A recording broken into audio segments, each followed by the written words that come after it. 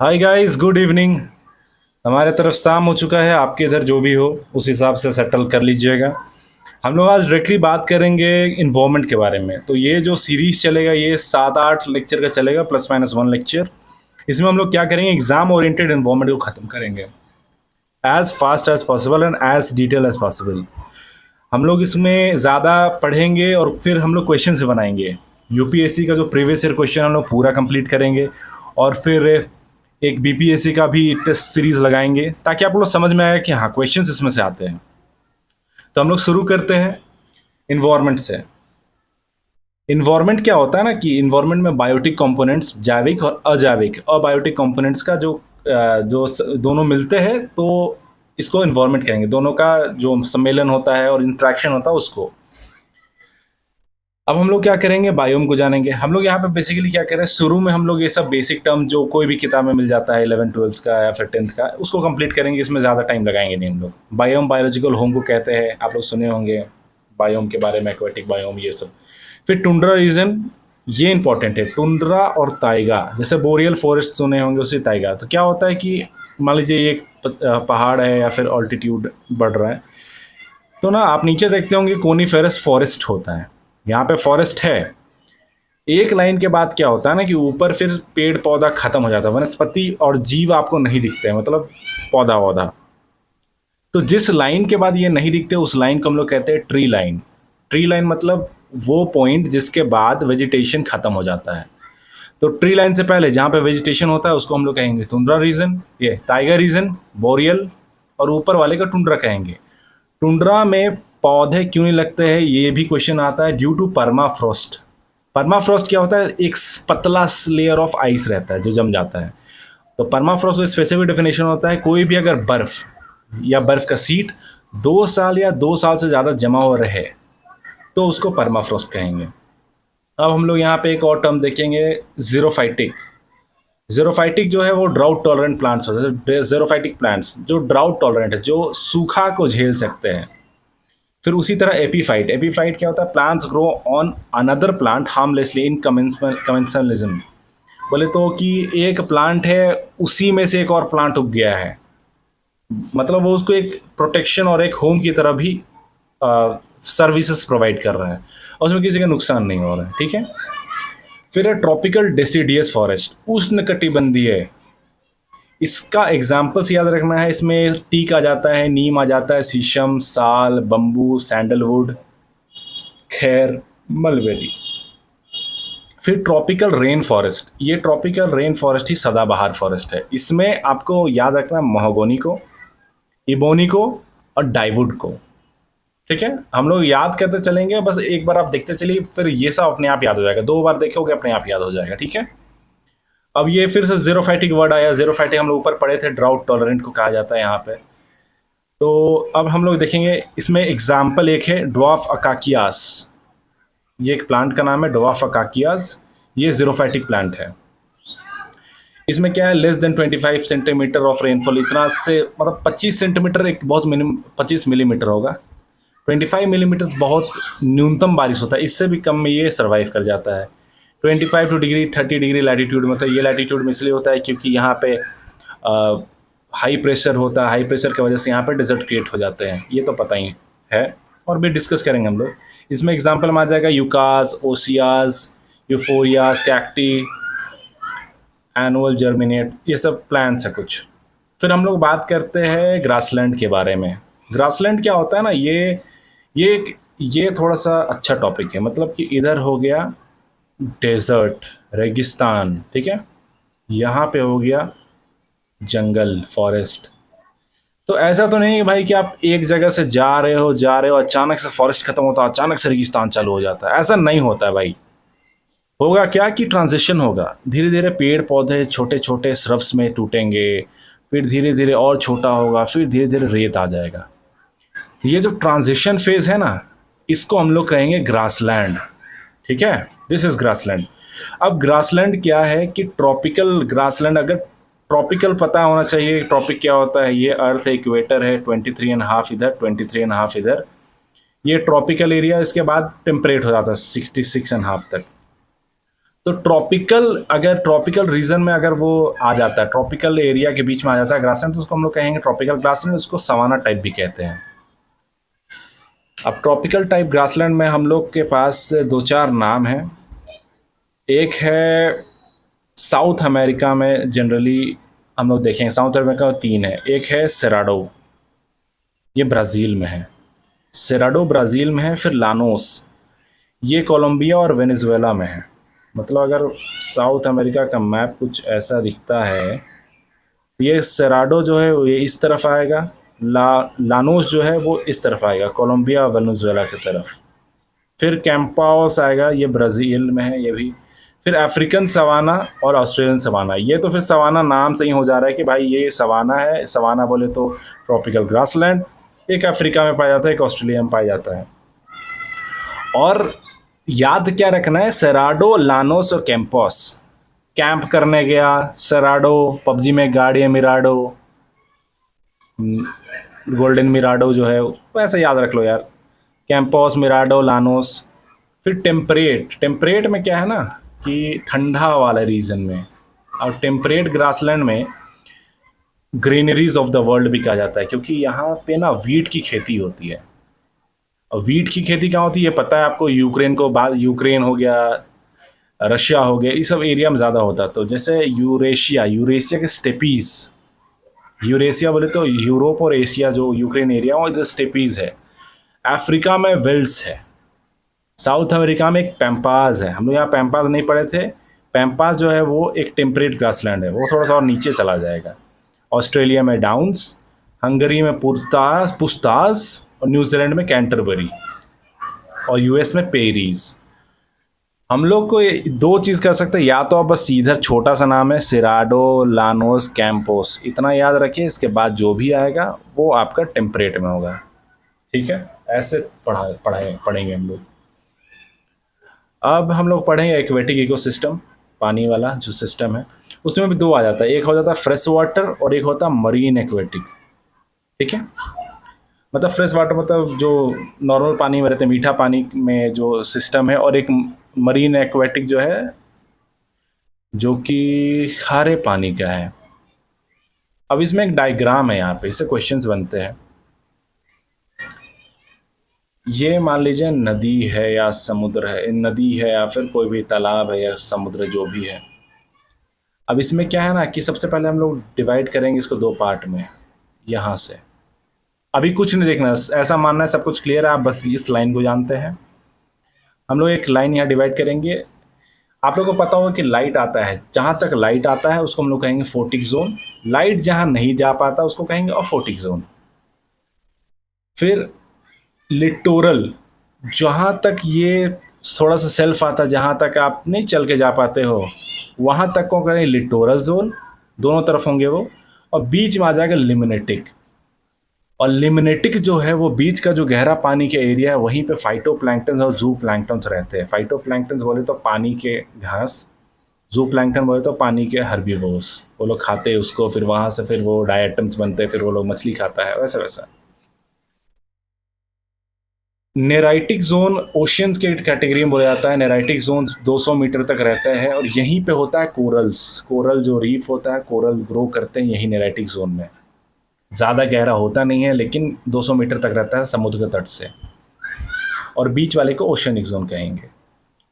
अब इसमें एक और है, गहराई को लेके है, एपीपेलाजिक है, फिर मीजोपेलाजिक है, और एबेसल। एबेसल बोले तो तल, धरातल, एबेसल तल वैसा। फिर बेंथिक जोन जो है, बेंथिक जोन भी वही होता है, नीचे का तल। इतना सारा क्लियर हो गया, इसमें आप देख सकते हैं सब कुछ क्लियर है। एक चीज़ होगा, एक न्यूस्टोन और एक नेक्टोन। ये होता है प्रजाति जो एक्वेटिक एनिमल्स का प्रजाति होता है, फिर एक्वेटिक प्लांट्स का। न्यूस्टोन क्या होता है ना, न्यूस्टोन जो फ्लोट करता है। जैसे आप कभी पानी पे सतह पे देखोगे एक ऐसा करके मकड़ी जैसा दिखता है, स्पाइडर टाइप का, जो पानी पे बैठा हुआ रहता है, या फिर एक मेढक जो ऊपर ऊपर रह रहा है, जो पानी पे फ्लोट करते हैं ऊपर ऊपर। स्विमिंग नहीं बोल रहा हूँ, तैर नहीं रहे वो, ऊपर ऊपर फ्लोट कर रहे हैं, उसको कहेंगे हम लोग न्यूस्टोन। अगर पानी में तैरता है, स्विमिंग कर रहा है, उसको हम लोग नेक्टोन कहेंगे। नेक्टोन में मछली आ जाता है, और न्यूस्टोन में है फाइटोप्लैंक्टन, ये सब न्यूस्टोन हो जाता है, फाइटोप्लैंक्टन, जू प्लैंक्टन, ये सब न्यूस्टोन हो जाता है, ठीक है। अब एक टर्म है लोक्टिक लेंटिक। लोक्टिक लेंटिक, ऐसा याद रखना है कि लेक्टिक लेंटिक, लेंटिक माने लेटा हुआ है, स्टिल वाटर, स्टैग्नेंट वाटर, रुका हुआ है। मार्स होता है, वो स्वाम्प होता है, बॉग होता है, जहाँ पे पानी जमा रहता है। लोक्टिक बोले तो लोट रहा है भाई, लोट रहा है माने रनिंग वाटर है, ठीक है। Hydrophytes, what is hydrophytes? Hydrophytes, hydro मतलब वाटर होता है, फाइट्स बोले तो प्लांट्स, तो aquatic plants is hydrophytes. Pond lilies आता है, कैट टेल्स आता है। कैट टेल्स जो होता है ये याद रखना है, ये बहुत गंदा पानी में भी उग जाता है। फिर सजेस होता है, फिर तमार्क होता है, ब्लैक स्प्रूस, सब नाम याद नहीं रखना, बस आपको पता होना चाहिए मोटा मोटी कि क्या चल रहा है। पॉन्ड लिलीज दिक्कत नहीं हो, कैट लिलीज कोई बिलाई नहीं है। Cat lilies are a type of hydrophyte. सेजेस आ जाता है, तमार्क आ जाता है, ब्लैक स्प्रूस आ जाता है। वेडर्स, वेडर्स क्या है? वेडर्स चिड़िया हैं, छोटा छोटा चिड़िया। ओहो, हाँ ठीक ही बना, ऐसा छोटा छोटा चिड़िया होता है वेजर्स, जो समुद्र किनारे छोटा छोटा करते हैं। फर बियरर्स कैट डॉग रोडेंट्स को कहा जाता है। मतलब ये बस बता रहे हैं फर बियरर्स की, फर बियरर्स को आप पानी में तो नहीं घुसा दोगे।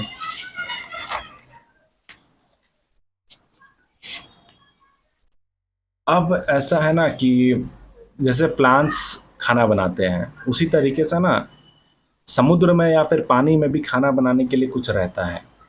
ओबियसली एक्वाटिक प्लांट जो ज़मीन के अंदर रहता है वो कुछ करते हैं, लेकिन वहाँ पे जनरली काम करता है ऊपर में रह रहे फाइटोप्लैंक्टन्स, और साथ में फिर बैक्टीरिया भी रहते हैं वहाँ पे।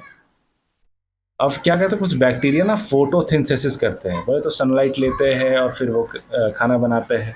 उसमें आ जाता है साइनोबैक्टीरिया और रोहोसिडोमोनास, ये दोनों फोटोसिंथेसिस करेंगे। फिर केमोसिंथेटिक बैक्टीरिया आ जाते हैं।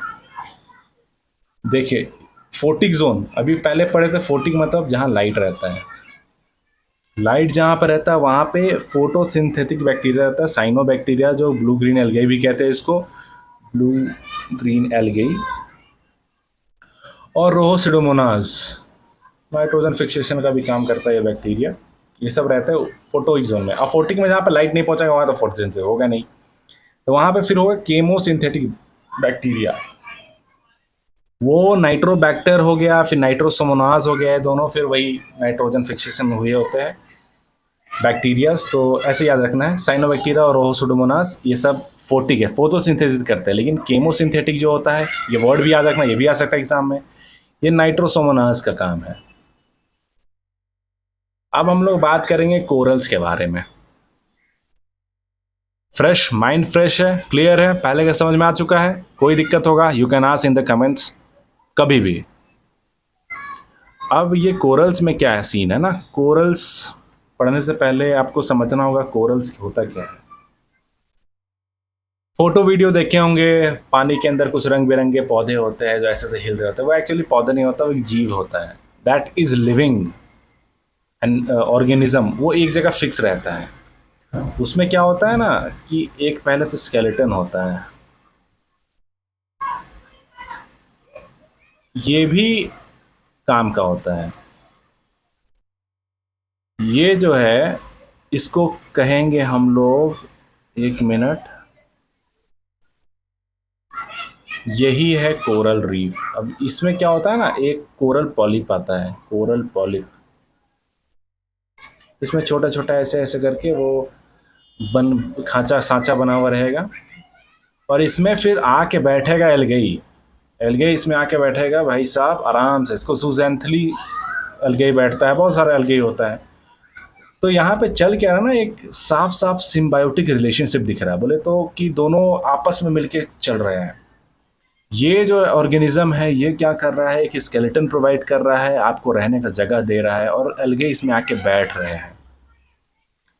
एल्गे आके बैठ रहे, एल्गे खाना बना रहा है, और एल्गे खाना इसको दे रहा है, ये खाना भी खा रहा है, सबका काम हो रहा है। एल्गे को रहने का व्यवस्था हो गया, इसको खाने का व्यवस्था हो गया। फिर ये कुछ सेक्रीट करता है, क्योंकि ये ऑर्गेनिज्म है तो ये अपना वेस्ट सेक्रीट करेगा, ये वेस्ट जो सेक्रीट करता है, ये करता है in form of carbon calcium carbonate CaCO3, जो फिर जमता है।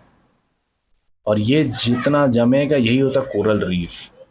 रीफ बोले तो एक बैरियर, और ये फिर बहुत काम आता है। ये समुद्र में जब वेव्स आती है तो वेव्स को रोकता है, क्योंकि पहला टक्कर इससे होगा, इम्पैक्ट ये एब्जॉर्व करेगा, कम इम्पैक्ट होगा। सोयल इरोजन जो कोना में जो कोस्टल एरियाज वहाँ पे सोयल इरोजन कम होगा, वहाँ पे इम्पैक्ट कम पड़ेगा। फिर वहाँ पे मैनग्रूव्स लग रहे रहेंगे, मैनग्रूव्स उसका इम्पैक्ट को एब्जॉर्व करेगा। इस तरीके से आप लोग को कनेक्ट करना पड़ेगा। तो कोरल्स जो है वो इंडिया में 7 लोकेशन पे पाए जाते हैं। हम लोग को पता है भाई बस इस एरिया में मिलता है, हम लोग यहाँ पे भी मिलेंगे। गल्फ ऑफ कच्छ, ये गुजरात का जो शेर है, इस शेर के मुंह में कोरल मिलते हैं, कोरल रीफ मिलते हैं। ठीक है, लगता है ब्राइटनेस ज़्यादा हो गया है, थोड़ा सा कम करना पड़ेगा। हाँ ठीक है। पिरोतन आइलैंड के पास, दूसरा है गोवा के कोस्ट पे, तीसरा केरला के कोस्ट पे, फिर लक्षद्वीप में मिलते हैं। लक्षद्वीप बहुत खूबसूरत है। फिर गल्फ ऑफ मन्नार और park straight. Gulf of Mannar थोड़ा नीचे है और पार्क स्ट्रेट थोड़ा ऊपर है, ये दोनों में मिलेगा। और यहीं पे मिलते हैं आपके वो डुगोंग सी काउस कहते हैं। फिर अंडमान एंड निकोबार आइलैंड्स में मिलेंगे आपको। और फिर यहाँ पे मालदीव्स में सुआदीवा आइलैंड पे मिलेंगे। Let me adjust the camera, Suadiva पे। तो ऐसे 1 2 3 4 5 6 7 जगह पे मिल रहा है भारत में। बस इतना याद रखना है, मतलब अपने को इतना ध्यान रखना है कि हाँ ये सब तो चलो ठीक है, यहाँ पे तो आपको पता है पार्क स्ट्रेट और मन्नार, गल्फ ऑफ मन्नार मिलेगा, अंडमान में मिलेगा, लक्षद्वीप मिलेगा। एक याद रखना है कच्छ में भी मिलता है, गुजरात में पिरोथन आइलैंड में। ठीक है। अब कोरल का फ़ायदा जो है वो तो बता दिए आप लोगों को, क्या होता है वो इम्पैक्ट, वो सब मीन्स का पार्ट है, वो सब का भी एक ले लेंगे क्लास। फिलहाल हम लोग को जानना है फिर कोरल में अब दिक्कत क्या है। कोरल चलो ठीक है, कोरल पढ़ लिया, लेकिन कोरल पढ़े क्यों? कोरल ब्लीचिंग होता है। कोरल ब्लीचिंग मतलब कि क्या होता है ना, कि वो जो मैंने अभी बताया था आप लोगों को कि वो जो बनता है ऑर्गेनिज्म, इसमें क्या होता है कि ये जो एल्गे बैठते हैं ये बहुत ज़्यादा सेंसिटिव होते हैं, टेम्परेचर को लेके भी, सैलिनिटी को लेके भी। इसमें ज़रा सा ज़्यादा बदलाव हुआ तो ये लोग फिर छोड़ के भाग जाते हैं, और ये छोड़ के भागे मतलब ये डेड मतलब कोरल रीफ टूट गया। तो यहाँ पे कोरल रीफ का केवल बैरियर का काम नहीं होता, इसमें बहुत सारे छोटे छोटे मछली रहते हैं, एक इकोसिस्टम बना के रखा है ये आप आसपास। तो देखिए कोरल ब्लीचिंग का एक रीज़न है सरफेस रन ऑफ। जो नदी से, जैसे गांव में यहाँ पे आदमी खेती किया, ठीक है, खेती में डाल दिया बहुत सारा फर्टिलाइज़र, जितना उसको ज़रूरत नहीं था। बारिश आया, फर्टिलाइज़र पानी में बहा, नदी में गया, नदी आया, नदी समुद्र में मिला। समुद्र के इसी एरिया में तो कोरल भी रहते हैं। अब यहाँ जो सरफेस रन ऑफ होगा, इसमें फर्टिलाइज़र ज़्यादा पड़, उससे दिक्कत हो जाएगा भाई लोग को। या तो यहाँ से सेडिमेंट्स जो इसमें चला गया, इरोजन होते होते जा रहा है, उसके वजह से यहाँ पे पूरा पानी धुंधला हो जाएगा यहाँ पे, तो उसको सनलाइट नहीं मिलेगा तो भाग जाएगा, कोरल ब्लीचिंग हो जाएगा। ऐसा यहाँ पे एग्जाम में क्या आएगा, जो वर्ल्ड का पहला रिपोर्ट आया था कि हाँ भाई कोरल रीफ भी डैमेज हो सकता है, इसमें भी कोई परेशानी हो सकता है, ये हुआ था 1988 में। इस रिपोर्ट को कहते हैं status of coral report world wide, और इसको विल्सन रिपोर्ट भी कहते हैं। ये याद रखना है, विल्सन रिपोर्ट। इसको पब्लिश किया था global coral reef monitoring network, ये आज भी है, GCRMN। सब कुछ याद नहीं करना है, याद रखना है कि विल्सन रिपोर्ट ऐसा कुछ है जो 1988 का कहानी है, उसमें कोरल रीफ के बारे में कुछ बात हुआ था। एक कंपनी, एक एजेंसी है, ऑफ नेटवर्क है global coral reef monitoring network, ये इसको पब्लिश किया था। ये है ENSO, coral exposure tectonic upliftment. क्या होता है कि ये प्लेट्स है, टेक्टोनिक प्लेट्स होते हैं ना। अब टेक्टोनिक प्लेट्स है बीच में, यहाँ पे ये टेक्टोनिक, यहाँ तक पानी है, टेक्टोनिक प्लेट उठ गया, ये प्लेट यहाँ था, ये प्लेट समुद्र के बाहर आ गया, फिर बहुत नज़दीक आ गया। अब इसमें भैया डायरेक्ट सनलाइट पड़ेगा, ख़त्म कहानी। तो कोरल एक्सपोजर इसको कहते हैं। तो यहाँ पे परेशानी है। फिर है पर्स सेनिंग, फिशिंग। पर्स सीनिंग फिशिंग में क्या होता है कि बहुत पतला सा जाली लेता है और उस जाली को पूरा बिछा देता है और उसको ज़बरदस्ती निकाल देता है। इसमें क्या होता है, छोटे छोटे जो कोरल है वो भी फंस के निकल जाते हैं। फिश मेश फिटिंग फिशिंग, ये भी वही चीज़ है। मच्छर क्या बोलते हैं जो मच्छीदानी या फिर जो कहिए जो भी नेट है उसमें फंस के निकल जाते हैं। मॉक्सी नेट जो होता है, मस्कीटो नेट्स, उसका भी इस्तेमाल करते हैं, उससे भी नुकसान हो जाता है।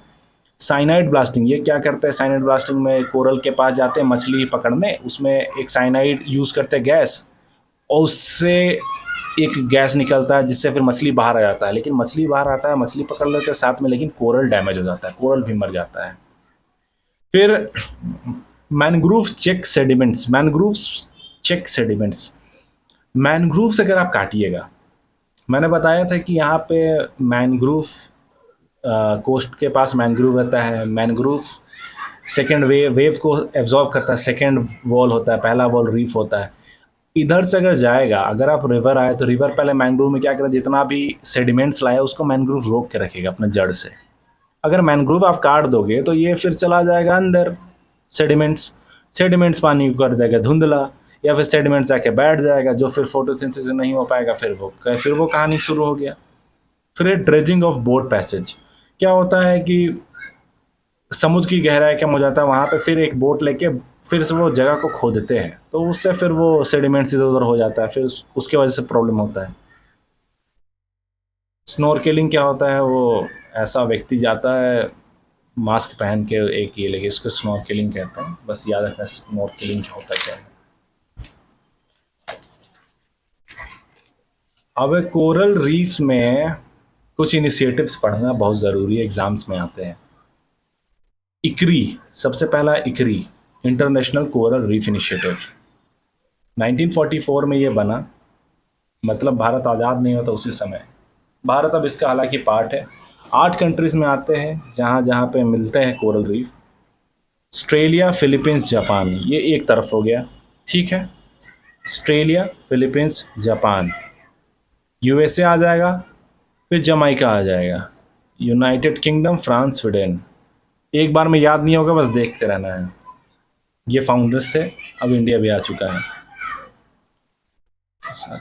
टोटल 7 थे, इंडिया आया 8 हो गया। अब जो ये था global coral reef monitoring network, GCRMN, जो अभी बताया था 1988 में विल्सन रिपोर्ट छापा था। देखिए कैसे याद हो रहा है तुम्हें, तुम्हें पता नहीं था कि विल्सन रिपोर्ट क्या था, अब तुम्हें पता है कि विल्सन रिपोर्ट होता क्या है। लेकिन अब देखो खास बात, ये इक्री के अंडर है, इसी के अंदर ये आता है, जो इक्री है इसी के अंदर ये आता है। नेटवर्क क्या है कि सबको कनेक्ट करके रखता है। तो हम लोग पता चल गया इक्री नाम का एक चीज़ है, इंटरनेशनल कोरल रीफ इनिशिएटिव, इसके अंदर वो विल्सन रिपोर्ट छपा था। दूसरा है international coral reef action network, international coral reef action network, action लेने की बात हो रही है यहाँ पे, इकरान इसका है। अब इसमें क्या है ना खास बात, इसमें केवल सरकारें नहीं मिली हुई है, इसमें पब्लिक मतलब सरकार, प्राइवेट ऑर्गेनाइजेशन, दोनों मिलकर काम कर रहा है भाई इसमें। ये एक कंबाइन एफर्ट है, ये अच्छा चीज़ है। फिर United Nation Environment Programme, UNEP, इसका भी इकोसिस्टम बेस्ड एडेप्टेशन मेजर से ये भी बचा रहा फ्रेमवर्क से। UNEP हर जगह आएगा, मेन ये तो इम्पोर्टेंट नहीं है, हालांकि दोनों इम्पोर्टेंट था। अब ये कोरल रीफ इनिशिएटिव क्या है, coral triangle initiative. Coral triangle initiative क्या है ना, 6 गवर्नमेंट है, वर्ल्ड का जितना मैक्सिमम सकता है 70% जो कोरल्स है वो सब साउथ ईस्ट एशिया में पाया जाता है, फिलीपींस, मनीला, इधर। तो यहाँ कोरल रीफ ट्रायंगल में 6 गवर्नमेंट आते हैं। सबसे पहले मलेशिया से शुरू करेंगे, मलेशिया के बाद इंडोनेशिया, फिर आ जाएगा Philippines, MIP, Malaysia, Indonesia, Philippines, और फिर नीचे आएगा ऑस्ट्रेलिया के ऊपर एक छोटा सा है तिमोर लेस्ते, सोलोमन आइलैंड्स और Papua new Guinea, MIP, TPS। वैसा TPS वैसे याद नहीं होगा, मलेशिया याद करेगा, मलेशिया, इंडोनेशिया, फिलीपींस, ठीक है। मलेशिया का कैपिटल कुआलालंपुर, इंडोनेशिया का कैपिटल जकार्ता, फिलीपींस का कैपिटल मनीला, फिर तिमोर लेस्ते, सोलोमन आइलैंड्स और पापुआ न्यू गिनिया, ठीक है। ये हो गया। इंडिया में क्या चल रहा है भाई, इंडिया अपना अपने देश में क्या चल रहा है। इंडिया में कोरल रीफ को शेड्यूल 1 का प्रोटेक्शन दे के रखा गया है। शेड्यूल 1 सबसे ज़्यादा प्रोटेक्टेड, सबसे ज़्यादा लेवल ऑफ प्रोटेक्शन है 1972 वाइल्ड लाइफ प्रोटेक्शन एक्ट के अंदर। इसको वाइल्ड लाइफ प्रोटेक्शन एक्ट 1972 के साथ साथ इन्वायरमेंट प्रोटेक्शन एक्ट 1986 में भी इसका जिक्र है। फिर कोस्टल रेगुलेशन जोन 1991 ये रूल्स है, इसमें भी ये चीज़ मेंशन्ड है। इंडिया में इनकोइस है, Indian National Centre for ocean informatics services, इसका जो हेडक्वार्टर हैदराबाद में है। याद रखना ये चीज़ एग्ज़ाम में आ चुका है। Indian National Centre for Ocean Information Services INCOIS, ये हैदराबाद में है। और ये कोरल ब्लीचिंग अलर्ट सिस्टम कबास बनाया है, सीबास या कबास। सैटेलाइट से सी का टेम्परेचर मेजर करेंगे, क्योंकि मैंने पहले बताया था वो जो जूजैंथली है जो ऊपर अलगे बैठे हैं वो बहुत सेंसिटिव है, तो उस पर ज़्यादा टेम्परेचर का, सैलिनिटी का अगर ऊपर नीचे हो दिक्कत में आ जाएगा।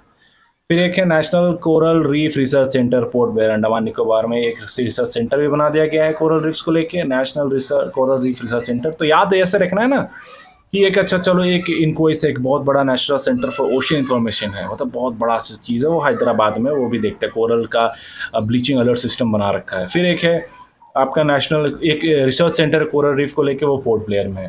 फिर एक फोर्स ब्लू प्रोजेक्ट बना है। What is force blue project? इसमें रिटायर्ड स्पेशल फोर्सेस के जो ऑफिसर्स हैं, मार्कोस कमांडोज या फिर जो भी है कमांडोज जो नेवी से रिलेटेड थे, उन लोग को लाया गया है प्रोजेक्ट ब्लू फोर्स में, ताकि वो कोरल रीफ से लेके कोरल से रिलेटेड कुछ भी मैटर्स में काम करें। तो एग्जाम के लिए याद रखना है ये प्रोजेक्ट ब्लू फोर्स क्या होता है, इनकोइस क्या होता है, हम लोगों ने पढ़ लिया है। उसके बाद अगर पहले बात करें तो हम लोग कोरल ट्रायंगल इनिशिएटिव सब जानते हैं, हम लोग जानते हैं कि इकरान क्या होता है, पब्लिक प्राइवेट ऑर्गेनाइजेशन है। फिर हम लोग बात करेंगे इकरी का, इकरी जो होता है international coral reef initiative, smart country है, इसी ने विल्सन रिपोर्ट पब्लिश किया था। उसके बाद ये 7 जगह के बारे में हमको पता है, लोकेशंस के बारे में, खतरा क्या क्या है, फिशिंग से लेके बहुत सारा टाइप ऑफ फिशिंग से, सब टाइप ऑफ फिशिंग है, इससे दिक्कत हो जाता है, कोरल ब्लीचिंग क्या होता है, ये सब पढ़ लिए। और इधर का जो एक्वेटिक जो भी था ये सब क्लियर है। सो आज के लिए इतना काफ़ी है फॉर द फर्स्ट लेक्चर, ज़्यादा हो जाएगा नहीं, तो ये इम्पोर्टेंट था इसलिए मैंने बताया। कल से अगर नेक्स्ट क्लास में हम लोग पढ़ेंगे यूट्रोफिकेशन के बारे में, ठीक है। Thank you guys. अगर आपको वीडियो कुछ हेल्प ज़रा सा भी हेल्प करता है तो डू लाइक द वीडियो, अपने दोस्तों के साथ शेयर करो। अकेले पढ़ोगे भैया, पढ़ना अकेले चाहिए, ज्ञान बांटो बढ़ेगा। और अगर कुछ सवाल है, कुछ प्रॉब्लम है, यू कैन डायरेक्टली डीएम भी कर सकते हो इंस्टाग्राम पे, या फिर यूट्यूब पे ही कमेंट कर दो, I will reply to that. चलो ठीक है, थैंक यू।